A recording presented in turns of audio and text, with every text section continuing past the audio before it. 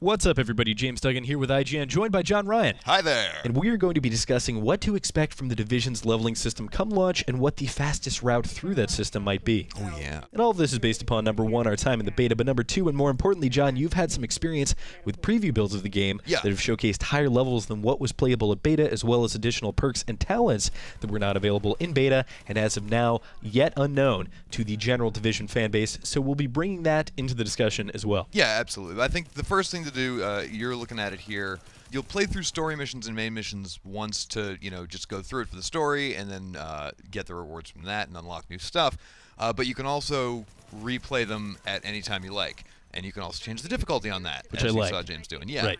And you can matchmake. Now, unfortunately, the people I was with in this game decided to AFK. However, it left me with the cool opportunity of showing off how absurdly overgeared I was for the beta. Yeah, you level. You have the high end, or most people know them as like legendary weapons. But in the Division, they're called high end.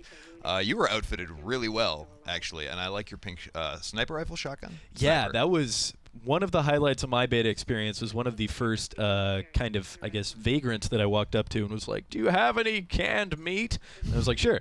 And so I gave them some canned meat. They gave me a pink spray paint. Oh, nice. Which was awesome. I didn't find any weapon skin mods, so that's really cool. I'm glad. Not a lot of people did. I felt super lucky. And the cool thing about it is you can actually take it off of that and put it on something else. Yeah. It's not a limited use item. Totally. But anyway, that's actually a good point to touch on, though, while we're talking about vagrant people loving canned meat.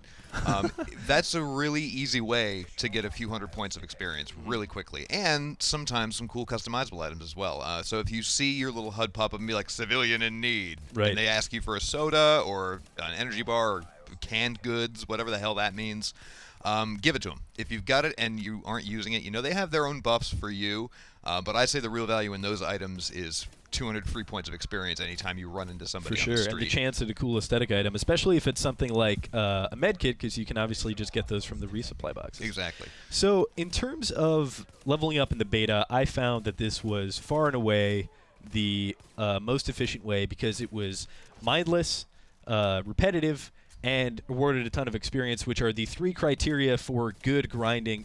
I say good, I mean efficient grinding there you go. in an MMO, not necessarily engaging and fun to play. However, this is how I got to level 8 extremely quickly. And I would quickly. also posit that this is engaging and fun to play. Sure. If you're playing with people. If you're doing it on your own, it can be a little tedious to go back and do it again and again and again. But the upshot is, in addition to getting extra experience, you also will almost undoubtedly earn at least one new piece of loot that you can swap into your inventory rotation.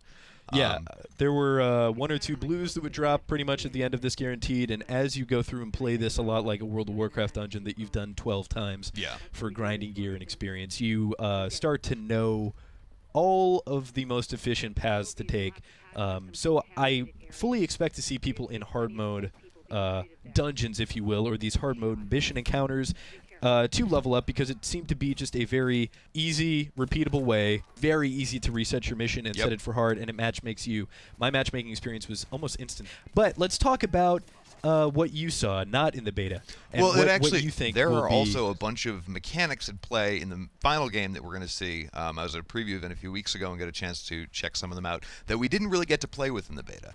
And that is, first and foremost, the other two sets of skill trees, the security tree and the tech tree, the engineering tree, but also the perks and talents, which you get which we're for totally great at. Yeah, totally inaccessible.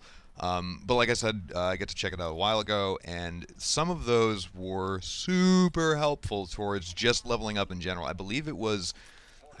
so the way that the talents and perks work is every time if you remember how you upgraded your base of operations after completing this mission, because you got a bunch of medical supply points, you could boost your medical wing, and that would give you, I think that gave you the fast healing ability or whatever it was called, that lets you unlock a new skill. With the other wings, I'm pretty sure it was the security wing that had it, but the first perk you unlock in that skill tree after you do like the first story mission surrounding your security force is actually a 10% across the board XP boost. Wow. For anything, and that's not just kills, that's not just, finding stuff, that is everything you do. Right. So that old man who comes over and it's like, hey, did you get any canned meat? Well, he's also going to give you an extra 10%. Right. Yeah, exactly. And that definitely, when you're talking about a game that has a high level cap and there's a lot of experience to be gained, and who knows if the grind will even be that big of a deal, but 10% doesn't sound like a lot. It is, in the grand scheme of things. If you are normally going to spend 20 hours, that's 2 hours saved. Exactly. So let's talk about the Dark Zone, which I feel is the most engaging and was far and away my favorite part of the Division. Yeah. As of the beta, it seemed as though you only got Dark Zone experience in the Dark Zone. As opposed to like you're increasing your regular character level as well. Like you'd notice if you shot a dude, instead of boosting your character level, it would only say Dark Zone experience earned. Right.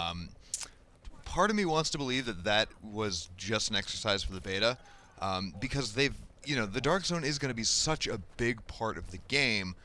And, they've already said that it's central to the game's story. I mean, if you looked at the map while we were playing it a few days ago online, or if you check it out for yourself, the Dark Zone is a huge area in the map. I mean, it's almost a third of the full game. It is a little bit disheartening to know that what, for my money, is the most fun activity in the game is not the most rewarding in terms of pure levels, and that all the optimal progression path players, of which there are so many in these kinds of MMOE games, will sort of have to exclude themselves from that area if they want to strictly just get their character to level cap as quickly as possible. And that's definitely me. And I love the Dark Zone, so we'll see when launch comes around. John, thank you so much. Thank you, sir. And for all things The Division, keep it right here on IGN.